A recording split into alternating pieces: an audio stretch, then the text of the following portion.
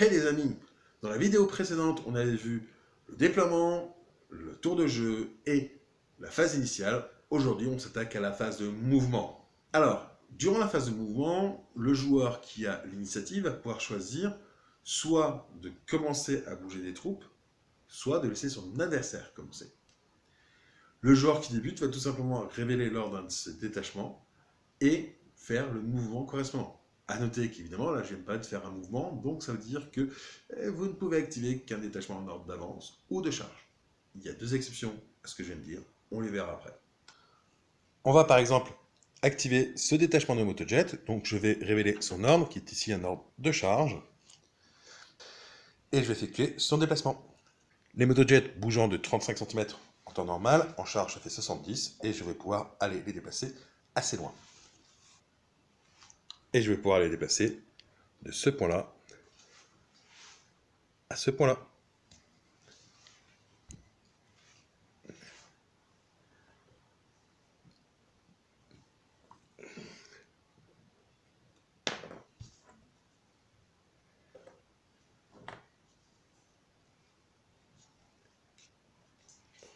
Ensuite, ça sera à mon adversaire d'activer un détachement.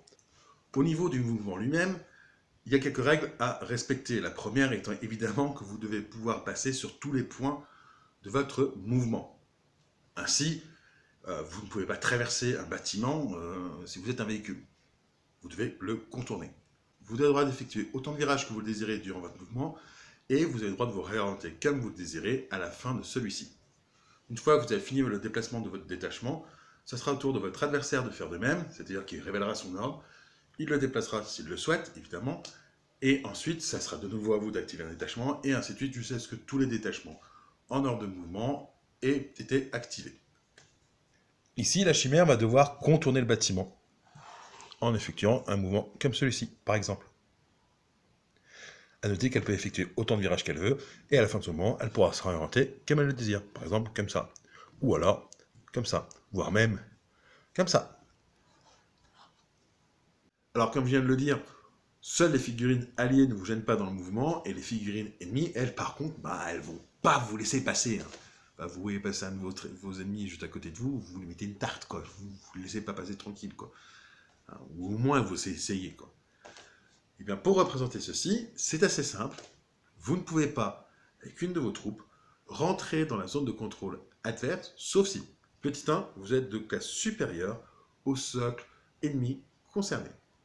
Exemple, un Lemon Rush ne sera pas gêné par la zone de contrôle d'un socle de motojet. En effet, le Lemon Rush est de classe 3, véhicule, alors que la motojet est de classe 2, cavalerie.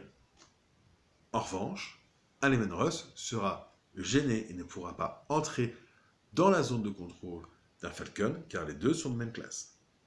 Deuxième exception, c'est tout simplement si vous allez engager la figurine en question en assaut. Il faut bien la contacter à un moment donné, donc voilà.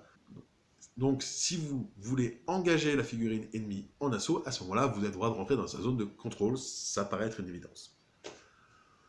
Troisième exception, si la figurine ennemie n'a plus de zone de contrôle. En même temps, vous ne rentrez pas dedans, quoi. Donc ça peut arriver si la figurine est immobilisée, si elle est déjà bloquée en assaut, ou si elle-même a engagé un assaut. En effet, si vous engagez un assaut, vous perdez votre zone de contrôle. Normal, vous êtes occupé à taper sur le type que vous venez de charger, donc vous vous occupez pas des autres. Enfin, dernière exception, vous avez le droit d'entrer dans la zone de contrôle d'un socle ennemi si vous engagez un autre socle ennemi plus proche. Alors là, c'est un petit peu délicat à voir, mais on va voir ça avec un exemple, ça sera plus simple. Les figurines alliées ne gênant pas dans le mouvement, les sentinelles qui sont ici vont très bien pouvoir faire ce mouvement-là, passant par le socle.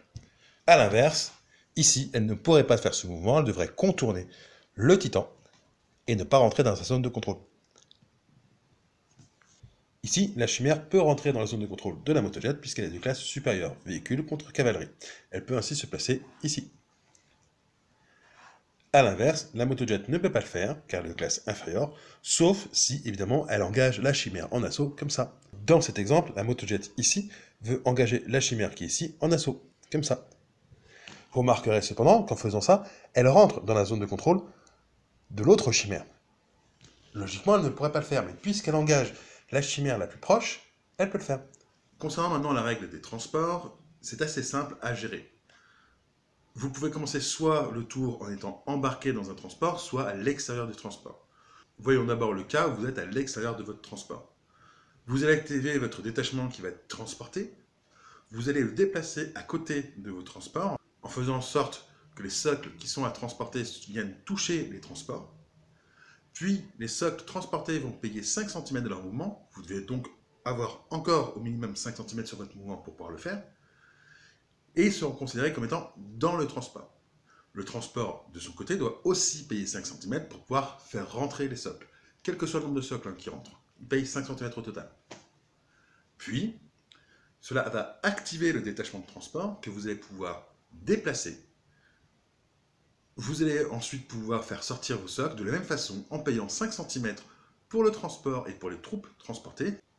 Ce qui veut dire que aussi bien le transport que les socles transportés doivent au moins avoir encore un mouvement de 5 cm possible. Puis vous sortez vos socles, vous les posez contre le transport et vous allez pouvoir finir le mouvement de vos socles. A noter que le transport, lui, a fini de s'activer. C'est une petite exception sur le fait que logiquement c'est une activation par une activation. Là, vous en faites deux d'un coup. Dans le sens, si jamais vous commencez dans le transport, vous allez pouvoir activer votre transport, faire un mouvement, puis durant ce mouvement-là, en fait, vous arrêtez, faire sortir les socles. Votre transport, comme les socles qui sont à l'intérieur, vont payer de nouveau 5 cm pour sortir, ou faire sortir les socles. Puis, vous allez passer donc les socles transportés contre le transport. Vous allez pouvoir les faire bouger du mouvement qu'il leur reste. Puis, vous allez pouvoir finir le mouvement du transport si jamais celui-ci a encore du mouvement. Dans ces deux cas, on voit bien qu'en fait, on va avoir une activation cumulée, puisque le transport comme les socles transportés vont considérer être une seule activation. A noter que si jamais vous commencez par les socles transportés, vous finissez par les socles transportés, et si vous commencez par le transport, vous finissez par le transport. Pour rentrer et sortir d'un bâtiment, c'est exactement la même chose que pour un transport, sauf que le bâtiment ne bouge pas. Voilà. Donc vous posez votre socle contre le bâtiment, vous payez 5 cm, il rentre dans le bâtiment, à l'endroit où il était contre en fait. Et à l'inverse, si vous le faites sortir, vous le mettez contre un bord, vous payez 5 cm et il sort. Vous pouvez toujours finir votre mouvement à l'intérieur du bâtiment, ou à l'extérieur si vous venez d'en sortir, s'il vous reste du mouvement. A noter qu'aussi bien pour rentrer dans un bâtiment que dans un transport, ou en sortir, il vous faut avoir un mouvement de 5 cm minimum qu'il vous reste. Sinon, vous ne pouvez pas le faire. A noter que dans le cas d'un transport qui ne peut pas bouger parce qu'il n'a pas de mouvement, qui est en tir appuyé par exemple, vous pouvez quand même faire rentrer des figurines dedans ou en faire sortir. Ça coûtera 5 cm aux figurines qui rentrent ou sortent, mais du coup, rien en transport qui lui n'a pas de mouvement. Ce n'est pas le cas pour les figurines qui sont transportées, elles doivent avoir 5 cm pour rentrer ou pour sortir. On va prendre l'exemple pour le transport, à savoir une chimère et deux socles d'Umbet. Je vais commencer par activer les Umbet, qui sont en ordre de charge. Ils doivent bouger au contact de la chimère. Là, ils font un mouvement de 1 cm. Les Umbet ont un mouvement de 10 cm de base x 2, puisqu'ils sont en charge, ça fait 20. Moins 1 cm, il en reste 19 cm. Ils peuvent donc rentrer dans la chimère en payant 5 cm. Et il ne leur reste plus que 14 cm. Du coup, ça active la chimère, qui est en ordre d'avance, qui va donc pouvoir bouger. La chimère a un mouvement d'1 cm, moins 5 cm pour faire rentrer les Umbet, il lui reste donc 15 cm. Elle va effectuer un mouvement de 10 cm par là, d'accord. Il lui reste 5 cm, ce qui lui permet de faire sortir les Umbet, ici. Et les Umbet, il leur reste 14 cm, il ne leur reste plus que 9, ils ont donc 9 cm encore de mouvement. La chimère a fini son mouvement et les Umbet vont pouvoir terminer le leur. Autre exemple, les deux socles d'Umbet sont au début du tour dans la chimère. On active la chimère, qui a un mouvement de 20 cm. Elle va en effectuer, ici, on va dire 12 cm. Il lui reste donc 8 cm, largement suffisant pour payer les 5 cm pour pouvoir faire sortir les Umbet, qui sont en ordre de charge. Ils ont donc un mouvement total de 20 cm, moins 5 cm pour sortir la chimère, il en reste 15 pour faire leur mouvement. Une fois le mouvement des Umbet effectué, par exemple par là, la chimère, il lui restait 8 cm, moins 5 3, et il vous reste encore 3 cm à faire. Elle peut par exemple se déplacer comme ça. Enfin, on va voir comment effectuer un assaut. Alors, comment effectuer un assaut? C'est assez simple. Pour engager un assaut, c'est assez simple. Il suffit de positionner votre socle contre le socle adverse. Alors, à noter que ça, c'est la règle globale. Il y a évidemment quelques précisions. Première chose, quand vous déclarez une charge, vous devez déclarer sur quel détachement vous chargez. Ça peut être un détachement ou plusieurs. Ceci étant, vous ne pouvez pas charger un deuxième détachement avant d'avoir chargé entièrement le premier détachement. C'est-à-dire que si jamais vous avez 5 socles de motojet et que vous voulez charger, je ne sais pas moi, un détachement de 3 chimères et un détachement de 3 autres chimères, il faut d'abord avoir fait du 1 contre 1 contre toutes les chimères du premier détachement pour pouvoir engager le deuxième.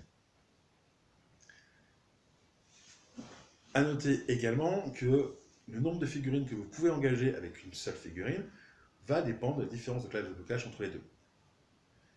Si votre figurine est de classe de blocage 2 et que vous engagez des figurines de classe de blocage 1, vous allez pouvoir en engager 2.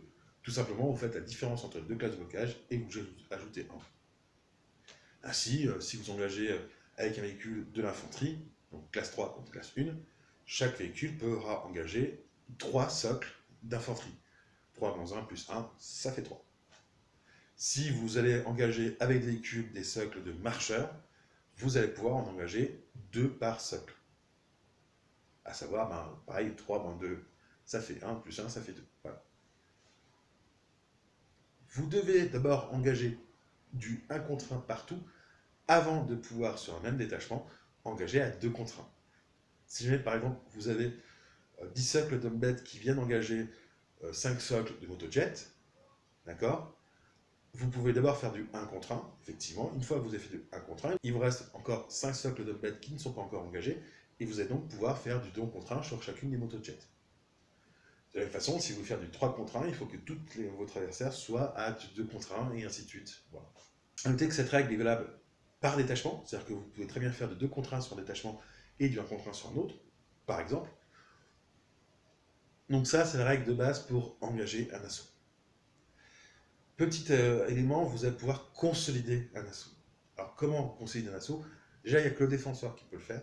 Si jamais votre adversaire vient d'engager avec un de ses détachements certaines de vos figurines, et qu'il finit dans la zone de contrôle d'une de vos figurines, alors cette figurine-là, vous allez pouvoir effectuer une consolidation d'assaut. Vous allez pouvoir engager la figurine ennemie en assaut.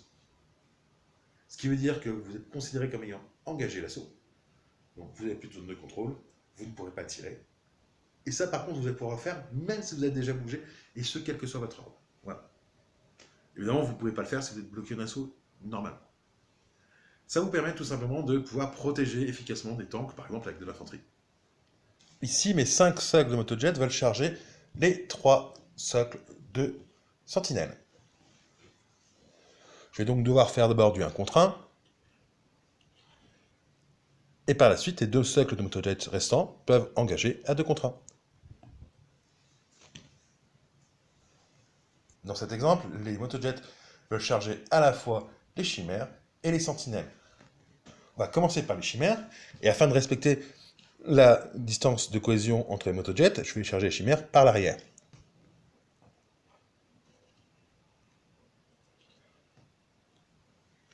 Il me reste 2 socles de motojets, et je vais pouvoir engager donc 2 des sentinelles. Et voilà. Dans ce cas-là, il n'y a qu'une chimère et 3 sentinelles.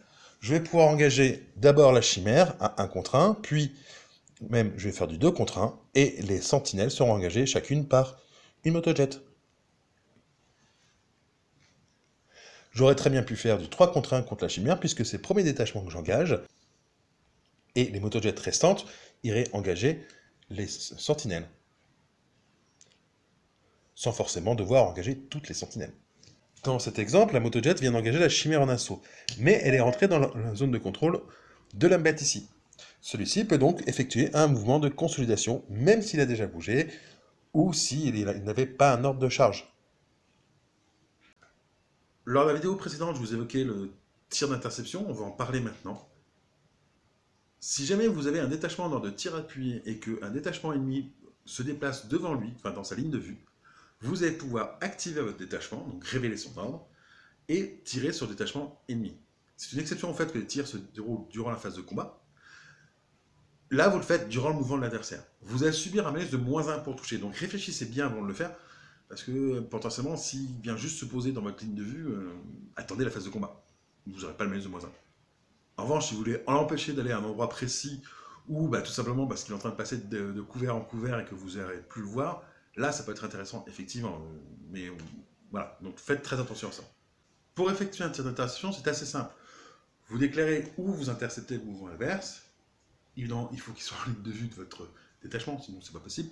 Et à portée, vous effectuez les tirs, vous subissez donc le malus de -1 pour toucher.